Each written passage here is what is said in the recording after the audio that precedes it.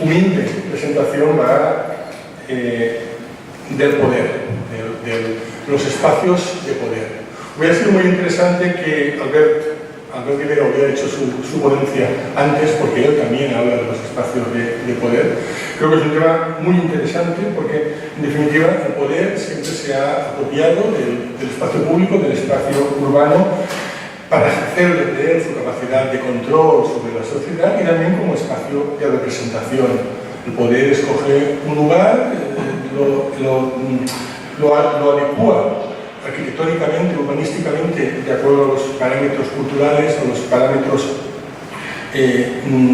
sociales y edilicios propios, y, bueno, a partir de ahí ejerce estas funciones. Llega un momento que poder y espacio de poder se convierten en una misma cosa y se confunden entre sí. En realidad, si miramos las ciudades históricas en Europa, vemos como los edificios que se construyen, los centros de poder que se construyen en la fundación de la ciudad tienden a perpetuarse a lo largo del tiempo. Si miramos en el caso de Valencia, pues vemos que desde la fundación prácticamente el entorno de la Plaza de la Virgen ha sido la sede del poder, y lo ha sido pues hasta la segunda mitad del siglo XIX, superando crisis, invasiones e incluso etapas de abandono de la ciudad. Pues bien, en nuestra intervención vamos a tratar de abordar un aspecto muy concreto, una fase muy concreta, que es la etapa islámica, en la cual vamos a asistir a interesantes mutaciones de ese espacio de poder, derivado primero de unos precedentes clásicos muy particulares. Vamos a ver cómo está la ciudad antes de la etapa islámica. Luego vemos cómo hay unos cambios importantes producidos probablemente a partir de la consolidación del Estado califal, y luego una mutación en definitiva muy importante, que es la que se produce a partir del advenimiento de las taifas, pensamos que con Abdalaziz, en el cual se configura lo que diríamos el Alcázar, quizás la Cazaba, que es un tema que podríamos discutir, que va a perdurar hasta el siglo XIII. Vamos a trabajar sobre datos arqueológicos y especialmente hoy vamos a centrarnos mucho en datos archivísticos y textuales. Quiero decir que trabajar este tema es difícil en tanto en cuanto sobre un mismo espacio, básicamente el entorno de lo que se ha excavado más, que es la plaza de la Almoina, la plaza de Junio Bruto, que decimos hoy en día, se han producido continuas mutaciones a lo largo de 22 siglos de historia. Muchas más, en realidad muchas más que en el resto de la ciudad. Una gran parte de ese relato, una gran parte de esa historia la ha escrito Albert Rivera y su equipo, y a él debemos gran parte del conocimiento sobre la ciudad, es decir, todo el conocimiento que tenemos sobre la ciudad antigua, desde la época fundacional hasta la época visigoda. De hecho, una parte de lo que voy a mostrar viene directamente no me voy a molestar en insistir, pero las ilustraciones son bien de Albert Rivera, bien de gente que ha trabajado con él, y por lo tanto también del Siam. La etapa islámica, aunque ha tenido interesantes aportaciones, yo creo que no ha recibido hasta el momento la reflexión que merecería. Hoy lo que presentamos aquí pretende ser solo una pequeña aproximación a lo que creemos que debe dar la investigación sobre el periodo islámico en cuanto al espacio de poder, en cuanto al espacio central de la ciudad. Para ello es necesario empezar por los orígenes. Para ello me tengo que remontar, cómo no, a la etapa romana, al foro, a la curia, al orreum, al asclepium, a la basílica. El foro, como todos ustedes saben, lo pueden ver al centro de la imagen, ocupaba más o menos la actual Plaza de la Virgen. En ella, en la Plaza de la Virgen, se hallaron este espacio que ven aquí. Es que estoy un poquito lejos. Ahora estoy un poquito más cerca. En ella se hallaron en los años 59 y 60 restos de grandes basamentos, estos que ven aquí. Esta foto quizás no es tan conocida, pero nos indica dónde estaban haciendo las excavaciones. Bueno, pues restos de importantes basamentos que podían pertenecer igual a un pórtico, que Albert Rivera sugiere una posible basílica judicial primitiva. Bien. El caso es que, bien, ese foro estaba ya ubicado desde época republicana en el entorno de la Plaza de la Virgen. Al este del mismo nos encontrábamos con varias cosas muy interesantes porque se perpetuaron a lo largo del tiempo. Por un lado, un templo vinculado con el agua, inicialmente interpretado como un incero y posteriormente como un asclepio, que es este espacio que tenemos aquí, junto a él unas termas y luego un horreón, lo que diríamos un pósito para granos. Es bien interesante el hecho de que el Asclepeion, vamos a ver cómo perdura hasta bien entrada la época islámica, y, por ejemplo, el hórreo, aunque hay una etapa de discontinuidad, pero en definitiva el almudín bajo medieval está a pocos metros de ahí, ¿vale? Sabemos que en época, está bien estudiado, en época islámica, aquí vemos ese Asclepeion. Esta imagen es de la recreación que hace el equipo de Albert Rivera para época imperial ya. Pero podemos ver esa imagen del Asclepeion y lo que podía ser el hórreo con sus 4 naves. Sabemos que en época imperial ese primitivo foro se monumentaliza, se construye un pórtico, en el cual se han conservado 8 apoyos, 8 pilares. En una parte de ellos se puede ver en el centro arqueológico de la Almuina. Sabemos que en ese foro, en su extremo oriental, en su extremo meridional, existía una basílica, y al lado de él la curia. La curia, sede de lo que se ha interpretado como la curia, sede del gobierno local, del Senado Municipal de Valencia. Los restos que se conservan son estos que vemos aquí. Me estoy centrando en ellos porque vamos a ver cómo se perpetúan, cómo perduran a lo largo del tiempo, incluso en época islámica. Esa es la recreación que sugiere Albert Rivera para este espacio, como un edificio geminado o dual, probablemente como testimonio del doble senado que saben ustedes que tenía la ciudad entre los Valentini, Veterani y Béqueres. Bien.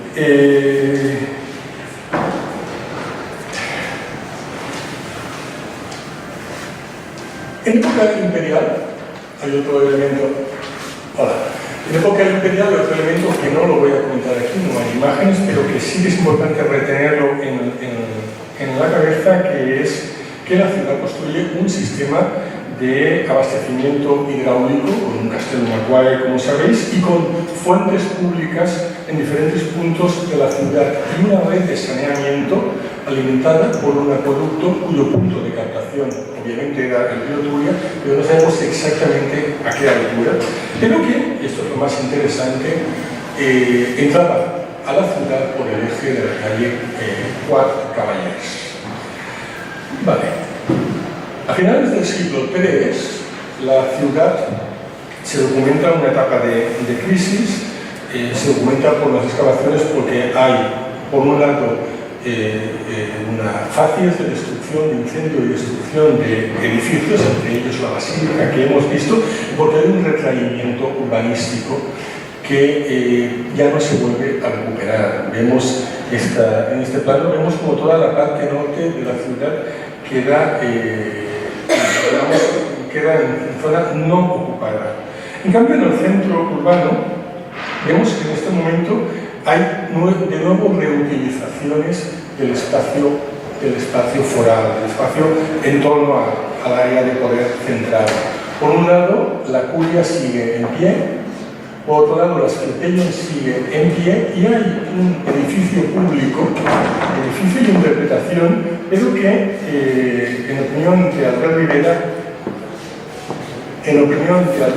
en él pudo haberse dado el martirio de San Vicente Mártir, coincide el diácono Vicente. Coincide el hecho, pues hay una serie de hallazgos felices, como un bol de vidrio con la representación de la Pasio y bueno, el hecho de que luego hay una serie de descripciones que parecen estar vinculadas con la memoria al santo. Bien, estoy atravesando la etapa romana a grandes zancadas, porque en definitiva lo único que quiero es que tengamos unas ideas globales de lo que son los antecedentes y en definitiva porque al ver su ponencia seguro que esto lo trata en profundidad. Bien, en el siglo V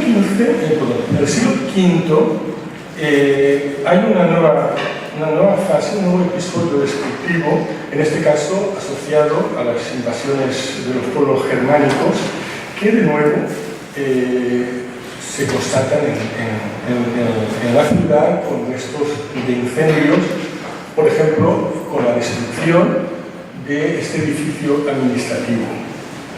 Es muy curioso que sobre los restos del mismo encontramos una primera facies de enterramientos muy curiosos, porque son de rito romano. Aquí tenemos estas tumbas. Las tumbas de los adultos están hechas con tébula, a la manera romana, y las de los niños con las tumbas infantiles en ánfora, de la manera canónica en el mundo romano. Pero el hecho de estar situadas en torno a ese espacio que consideramos vinculado al martirio de San Vicente ha llevado a pensar que probablemente había una vocación de enterramiento ad sanctos, de vinculación con el espacio concreto en el que fue materializado San Vicente.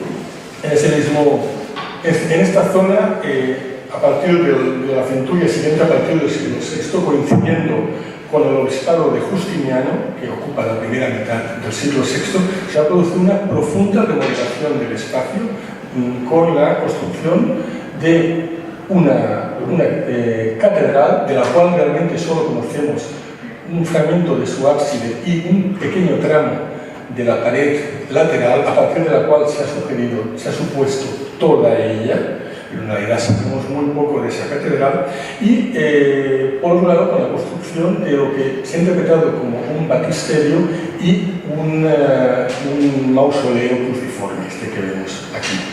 En este mismo momento, siglo VI, vamos a estar en una segunda fase en la zona de enterramientos, en este caso ya de un tipo totalmente diferentes, ya no vinculado con este edificio que vemos aquí. Son este tipo de enterramientos, son enterramientos en cesta y de carácter múltiple, son enterramientos comunales. Cabe entender que están construidos, están excavados aquí con esa vocación de hacerse en relación a la veneración del Santo Vicente. Bien, esta sería una hipótesis un poco forzada y evidentemente hay que interpretarla como lo que es una recreación 3D a partir de datos muy escurridizos, pero bueno, nos encontramos con esa catedral, con ese mausoleo cruciforme, con ese posible baptisterio, con esos enterramientos, ¿vale?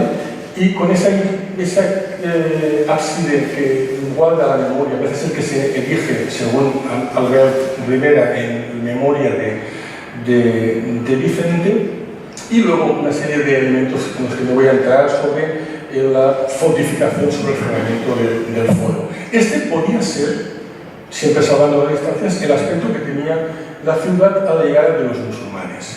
Da la impresión que no hay grandes cambios en una primera etapa, puesto que de hecho hay una última fase de enterramiento en la zona de rito cristiano, pero de alguna manera estaban ya desmantelándose, estaban quedándose fuera de uso las construcciones de rito cristiano, puesto que entre las propias elementos que cubren las tumbas hay restos de lápidas y hay restos de mobiliario litúrgico de las construcciones cristianas.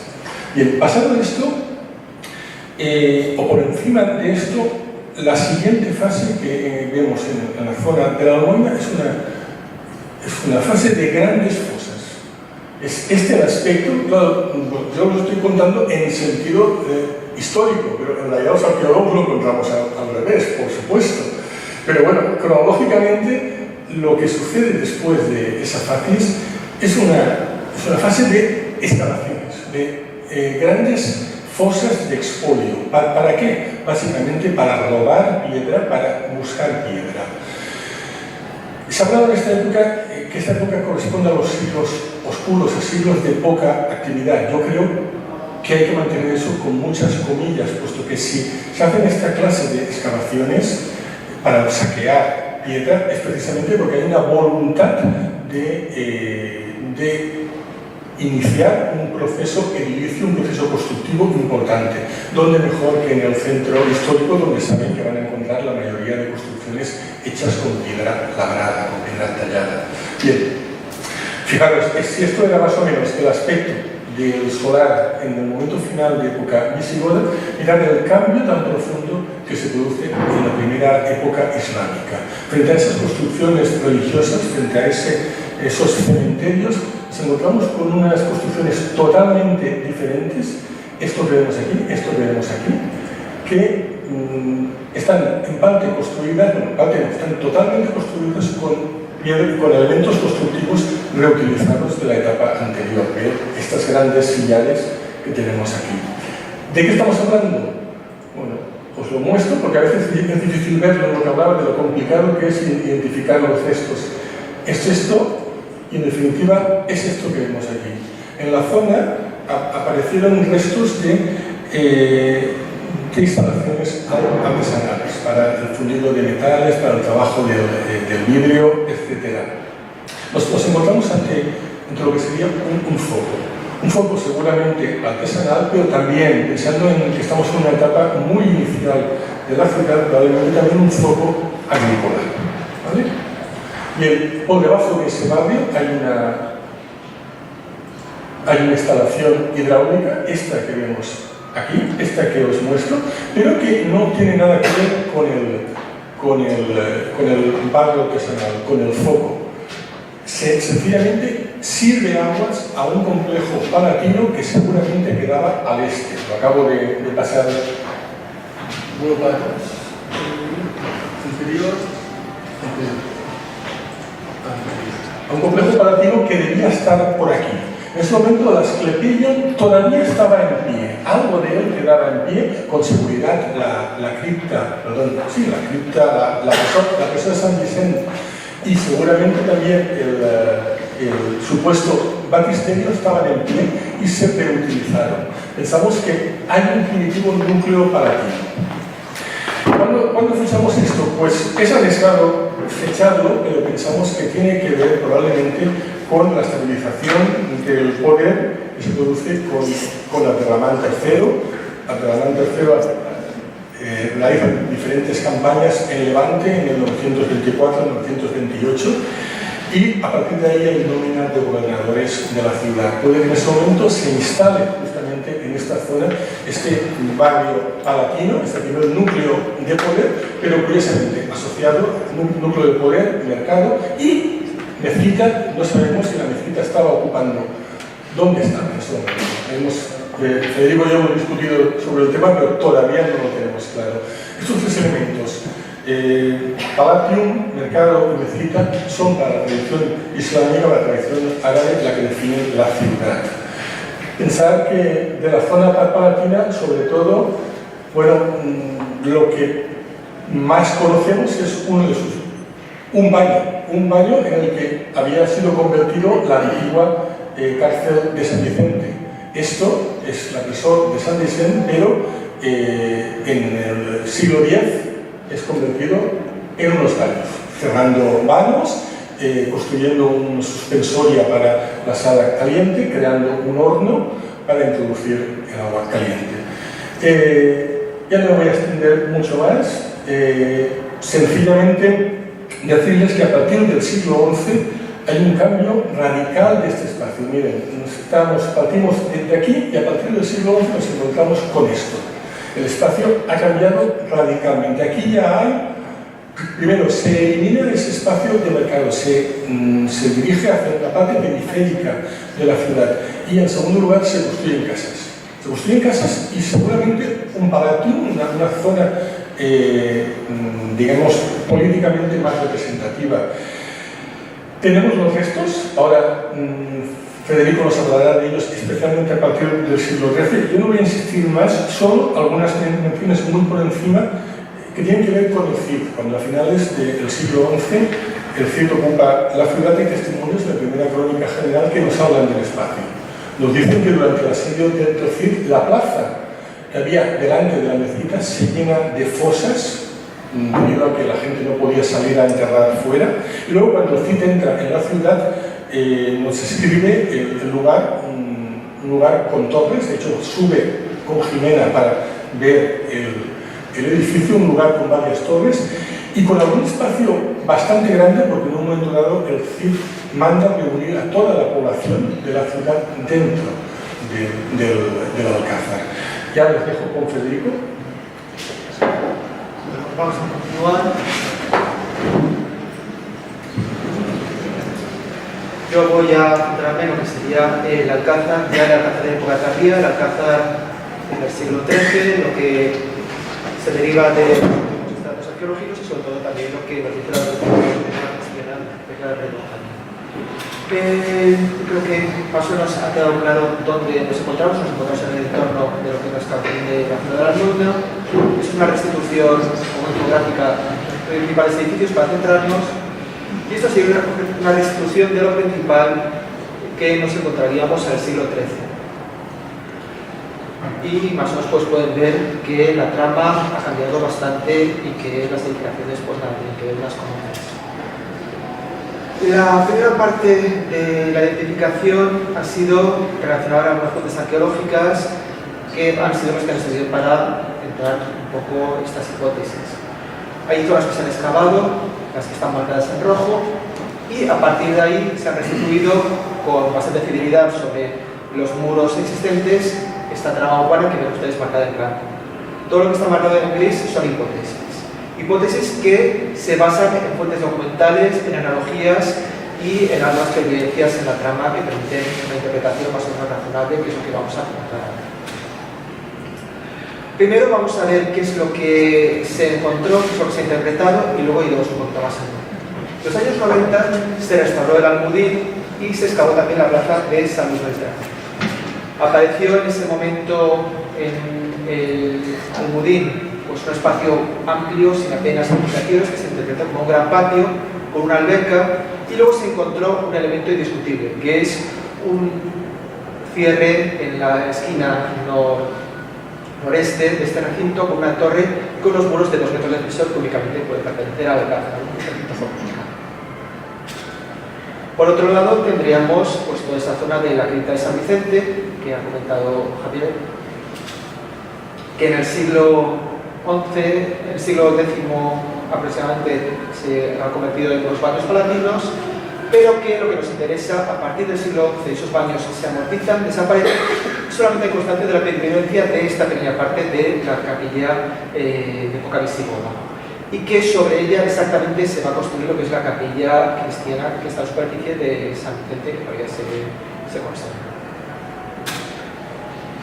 Estaría este edificio, este supuesto baptisterio, lo comentaremos después con más detalle, con alguna restitución que se ha llegado a hacer, del cual pues solamente al final han aparecido pues, unos pocos muros. Y esta zona, que es la zona principal, la zona del yacimiento de la Almoina, en la cual pues se ha conservado solamente una pequeña parte, pero se documentó todo lo que apareció, y apareció lo principal, un cementerio palatino, lo que se llama una rauda, con enterramientos. Esos enterramientos además tenían una zona cerrada, que era una especie de mausoleo, posiblemente parecido a este que ven ustedes aquí de Marrakech, y que además este mausoleo el rey Don Jaime se lo entrega a la ciudad para que establezca el Tribunal Municipal en 1939. Este edificio está perfectamente documentado y está bien claro su ubicación. Después, las casas del siglo XI, casas varias, con el yacimiento, algunas se han restituido mejor, otras se han podido restituir peor, pero en general nos encontramos ante un tejido de viviendas. Y bueno, ¿dónde está el alcázar? ¿Dónde está el palacio? ¿Dónde está la fortificación? Pues eso es lo que vamos a intentar. Sí que es cierto que cuando se hizo la posificación del centro de la Albuina se hizo una restricción bastante interesante, bastante colorista, divulgativa, que intentaba dar idea de cómo pudo ser este alcázar islámico y del cual, que vemos aquí, solamente podemos fiarnos con bastante rigor, porque eso sí que está bastante bien recreado, lo que ven ustedes en las zonas marcadas en rojo. El resto es una hipótesis, es un intento de interpretación, de cerrar aquellas dudas que quedaban abiertas y que es lo que ahora vamos a intentar reinterpretar de otra manera un poco distinta. Lo primero, vamos a volver a mirar esos yacimientos arqueológicos con otros ojos y vamos a intentar encontrar otros elementos que quizá pasaron desapercibidos.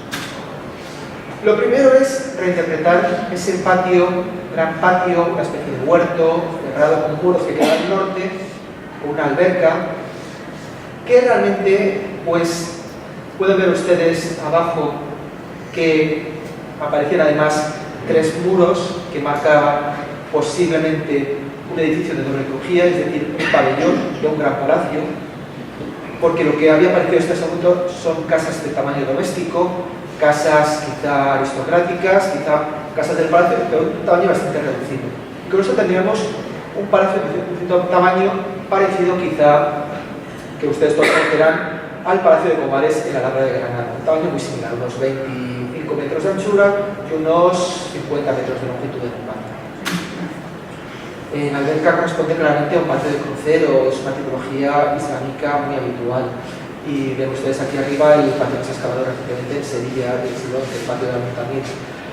Y abajo pueden ver ustedes otro palacio excavado en Murcia, en el siglo XII, donde vemos además que hay una serie de edificios vinculados siempre a esos pabellones de escala más doméstica que también se pueden interpretar incluso en la trama urbana que ven pues, a la izquierda, que está recreado pues, a partir de lo que sale del patio. Otro elemento que también se puede entrar a discutir, aunque este sí que se había interpretado bastante correctamente, a mi exposición en esta recreación divulgativa que hemos comentado antes, es la puerta.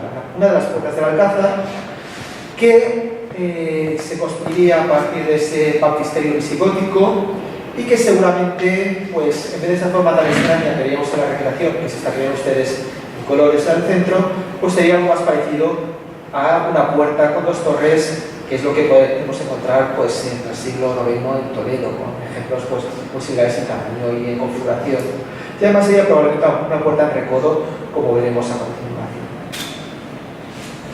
Aparte de esto, lo que hemos hecho ha sido revisar las fuentes documentales del siglo XIII. Fuentes que nos hablan de edificios que se compran, que se venden, que se entregan en distintas concesiones y que hemos podido situarlos, que nos ayudan a interpretar qué es lo que está ocurriendo y a partir de eso intentar saber cómo puede ser ese centro de poder islámico que después pasa a los cristianos.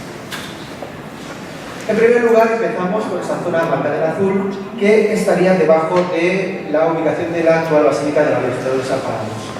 Sabemos por un documento de 1286 que en esa zona había 2 viviendas, de las cuales una pertenecía al Cabildo Catedralicio y lo que en la documentación se llama un alfondicum. Un alfondé en valenciano, una alhóndiga en castellano, que probablemente en 1286 también pertenecía a la catedral. Este alfondicum es casi con toda seguridad la alhóndiga entregada en 1239 a Arnau de Rocafull, tío de Jaime I. Y después, a la muerte de Arnau de Rocafull, revierte a la corona y en 1241 ese mismo alfondicum, esa misma alhóndiga, se entrega al obispo.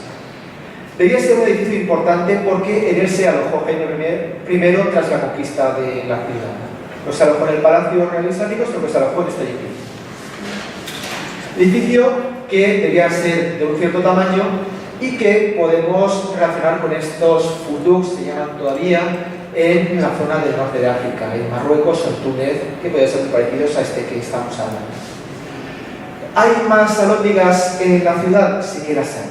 Hay más alhóndigas alrededor de antigua catedral. Sí que las hay, pero se habían entregado al arzobispo de Tarragona y además estaban localizadas al menos 2 de ellas juntas y seguramente pues alrededor de donde apareció una de ellas en el solar que había delante del Negrete. Con lo cual, en esta zona del recinto alrededor de la catedral no hay ninguna alhóndiga documentada más que esta, que es la que interpretamos que se entrega al obispo y cuando relaciona después con otros documentos.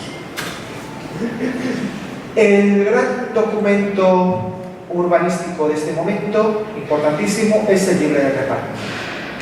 Se ha estudiado por distintas personas, sobre todo para intentar ver la población que llegaba cristiana, la toponimia y el nombre de los personajes islámicos, pero lo que ha sido difícil ha sido interpretar la relación con la ciudad. Es difícil de ver porque han cambiado las calles, han cambiado la ubicación de los edificios, pero sí que podemos claramente identificar una parte justamente cerca de la catedral que son las viviendas entregadas al rey Don Jaime en este repartimiento. Y sabemos que estaban en esta zona porque cuando el rey Don Jaime entrega el antiguo mausoleo al tribunal municipal, dice claramente que estaba rodeado por las casas suyas. Este corpus domini regis, este cuerpo de las propiedades reales, son únicamente 8 viviendas, 8 casas que podemos entender que conformarían el núcleo palatino principal. De ellas, pues 3 se denominan como casas de Zayán. Zayán era Abu Jamal Zayán, el último rey musulmán de Valencia. Evidentemente eso se corresponde con el palacio real islámico, con toda probabilidad. La cuarta casa es la casa denominada de la madre de Zeid Abu Zeid. El Zeid Abu Zeid es el Sayyid Abu Said, que es el último gobernador almohade depuesto por Zayán y que después, Abdul-Majid I, inicia la conquista de Valencia. Esto posiblemente sería el harén o las casas de las esposas del emir, que estarían cerca del palacio. Con toda seguridad podemos situar la número 5, que ven ustedes marcada en verde, las casas del Sayyid Habib Bron. Los Sayyid son siempre miembros de la familia real almohade, aunque no sabemos exactamente el parentesco con Abu Zaid, pero sí que sabemos que el rey lobo es el emir, el rey, que en el siglo XII gobernó Murcia y Valencia, que intentó ponerse al avance de los almohades y que tuvo una buena relación con los cristianos. Y además estas casas del rey lobo aparecerán otras veces en la documentación. Y 2 casas más, la del Sayyid Abu Labed y Sayyid Abdelaziz, y unas cámaras que pudieran ser estas números 7 y 8. Ven ustedes que hay un relato correlativo porque mientras se hace este listado se están recorriendo estas casas. Lo interesante es que podemos continuar el listado con las otras propiedades del repartiment, de las cuales al menos la 9, la 13 y la 14 las podemos situar con bastante propiedad. La 9 donde estaban las sepulturas, evidentemente son los enterramientos que hemos visto anteriormente. La 13 es la casa donde estaba la curia o el tribunal, que es ese mausoleo. Y la 14, que lo veremos más adelante, las casas de Llot de les Celles, que estaban en la plaza delante de la catedral o en ese momento de la mezquita. Seguimos con las propiedades. En 1241 el rey va a hacer entrega al obispo de algunas propiedades. Esta se recoge en la documentación conservada en el archivo episcopal, lo que se dice los instrumentos, copias de los pergaminos originales. Se indica expresamente que son las casas entregadas para construir el palacio episcopal, y esto ha dado lugar a una interpretación que quizá podemos matizar ahora. Lo que tenemos aquí son las casas marcadas en azul, que son las propiedades entregadas en 1239 al Cabildo Catedralicio. Casas en rojo son las que se entregan ahora. La lóndiga de Arnaldo de Rocafull, este edificio grande que hemos comentado anteriormente, y 2 casas más pequeñas, las casas de Fray Gregorius y de Gavi en la puerta de la torre. Y estas casas llegarían hasta las casas de Llot de les Celles, que ahora veremos dónde están. Si nos situamos, se darán ustedes cuenta que ninguna de estas casas corresponde con el solar del palacio episcopal, que queda más abajo, queda en esta zona marcada en verde. ¿Qué ocurre? El documento nos miente, me equivoco yo. La interpretación tradicional, yo de momento pienso, me equivoco, la interpretación tradicional es que este reparto se refiere efectivamente a las casas que están en esa zona, pero como les he dicho antes, no hay ninguna lóndiga documentada, aparte de esa que hemos comentado, debajo de la Basílica de la Virgen, y aquí, desde luego, hay muchas más de 2 casas que las que hemos entrenadas.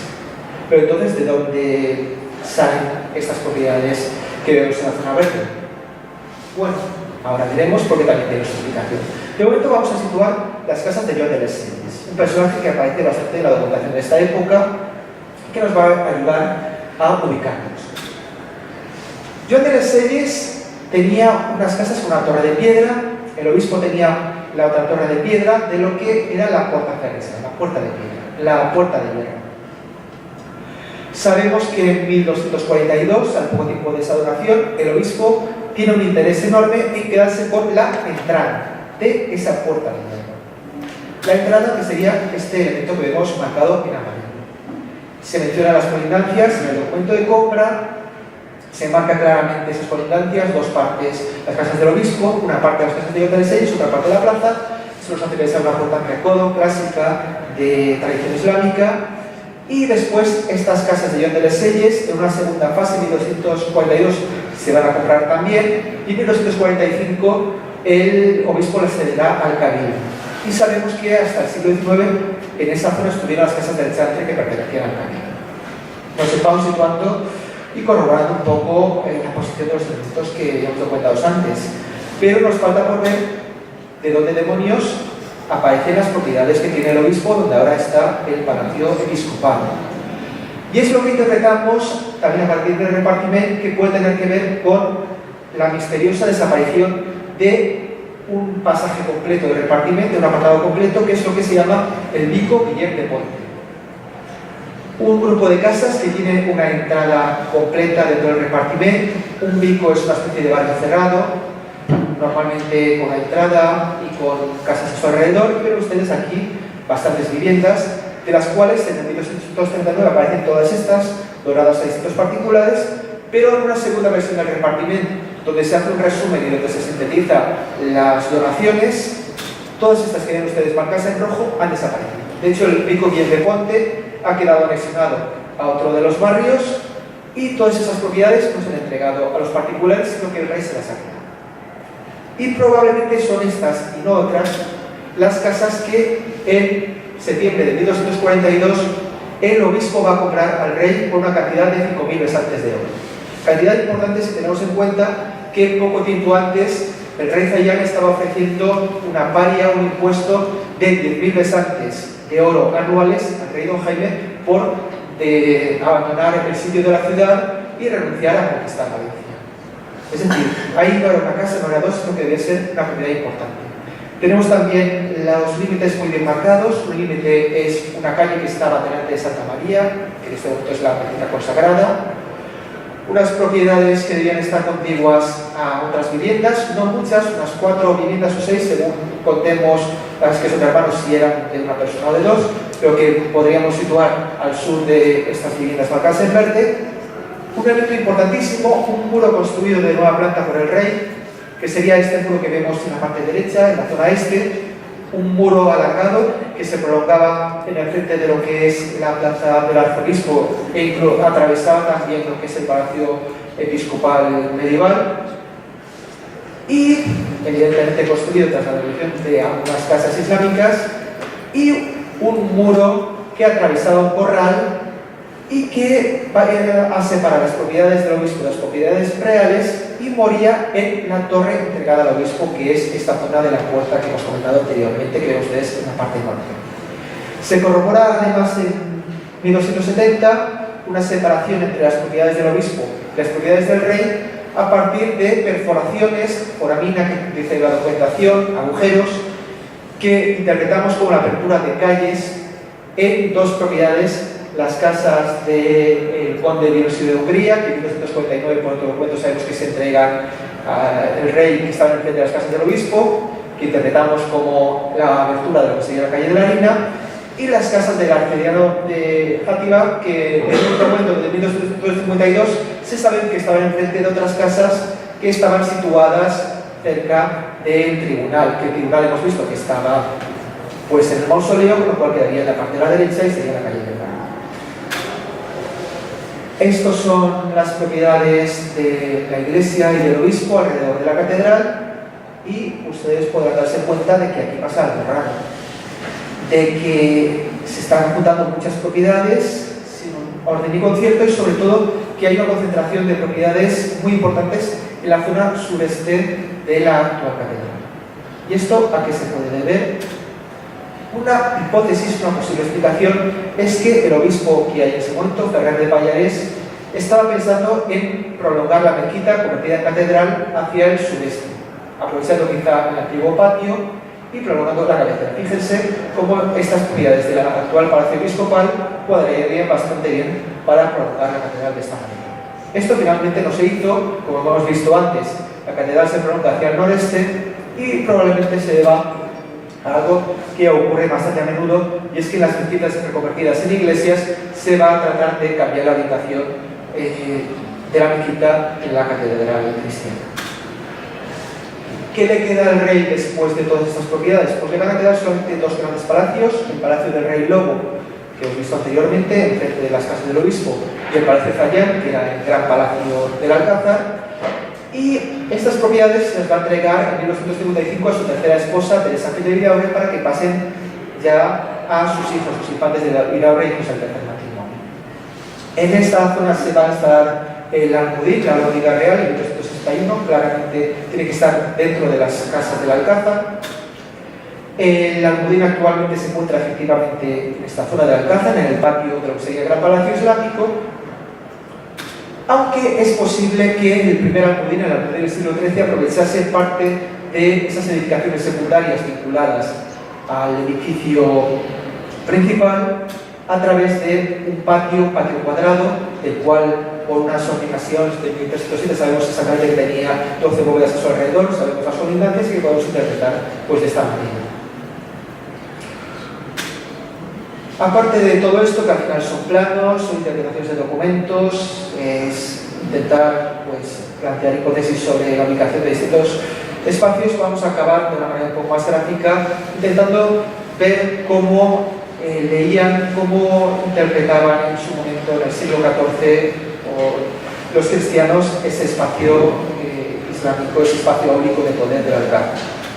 Y con esto ya acabaremos Lo primero que comentamos es este documento, un documento de 1356, una portada de un libro de cuentas con motivo de la construcción de las puertas y murallas de la ampliación del recinto amurallado de Valencia, donde aparece el escudo primitivo de la ciudad de Valencia, puesto que las armas de Aragón se conceden solamente en 1377. El escudo primitivo de Valencia, una ciudad bella sobre agua corriente, es el que vemos aquí, y vemos que esta ciudad tiene una muralla, tiene un palacio curioso con torres, ventanas y una torre, una alta torre con una campana arriba que no es antiquelete, que no estaba construido, que no es tampoco el símbolo de la catedral, que en ese momento solamente tenía un piso, y la torre es un privilegio de la iglesia, pero también es un privilegio del monarca. Esta iconografía, que nos puede parecer curiosa, de la torre con dos pisos, con este remate, es una torre que también aparece representada en este otro documento principal, en un libro completamente distinto, que nos representa un recinto amurallado, una torre central con una puerta y exactamente dos pisos con galerías encima de este remate con esta especie de verita. No tenemos claro que se tratase de la misma torre, pero sí que estaba claro que en el siglo XIV los ciudadanos de Valencia interpretaban una puerta con torre con esta solución tan separada. Y esto nos ha hecho pensar que pudiese haber una torre de este tipo, que fuese una de las entradas del Alcázar, que podía estar aquí muy probablemente, aunque también podía estar en otro sitio, que podía tener un aspecto parecido a este. Una torre muy importante, de unos 10 metros interiores seguramente, y unos 15 de lado exterior, que nos explicaría por qué aparece en el Palacio Real, en época cristiana, una torre que se parece mucho a una antigua sala de audiencias islámica en un primer piso y que no tiene ningún paralelo en el mundo musulmán y en el mundo cristiano de la época, y por qué precisamente el Palacio Episcopal, que estaba enfrente del Alcázar, va a tener también una puerta rematada por una torre como la que vemos pues, aquí en el dibujo de Tosca en la parte superior. Finalmente, el palacio, este palacio con torres, con estas ventanas de arcos lobulados, que no son ventanas sencillas, sino que es una galería de arcos lobulados, lo podemos relacionar con una ménsula del siglo XIV hallada en las excavaciones de la Almoina, que pueden ver ustedes el parecido. Y es que esta ménsula se encontró justamente en la zona de la Almunia, en la zona de estas casas que vemos marcadas en blanco, y el que esculpió esa ménsula estaba representando un palacio real y lo que estaba viendo era precisamente lo que vemos marcado en el círculo rojo, que es esto mismo que encontramos en el escudo.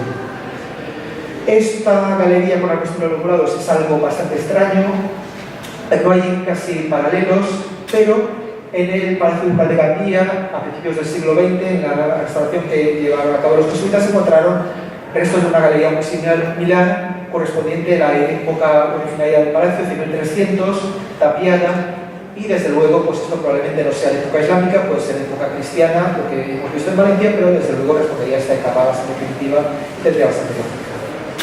En todo caso, también resulta sospechosa la similitud de esta iconografía con algunos edificios que vemos en el actual Marruecos, en los valles presaharianos, edificios que evidentemente no tienen nada que ver, porque este edificio, estas zonas no se poblaron hasta el siglo XVII y son edificios de los siglos XVIII, XIX los que se conservan, pero que curiosamente nos muestran esta misma imagen del Alcázar, esta misma imagen de las torres con las ventanas falsas, con esas galerías de arcos, y que además incluso podemos, en esta fotografía que está cogida con toda la intención, identificar también un palacio con torres y una torre delante que muy bien podía parecerse a lo que hubo aquí en el Alcázar de Valencia.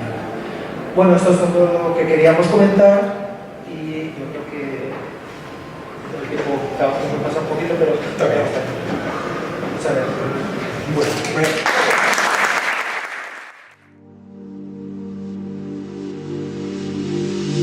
Bueno.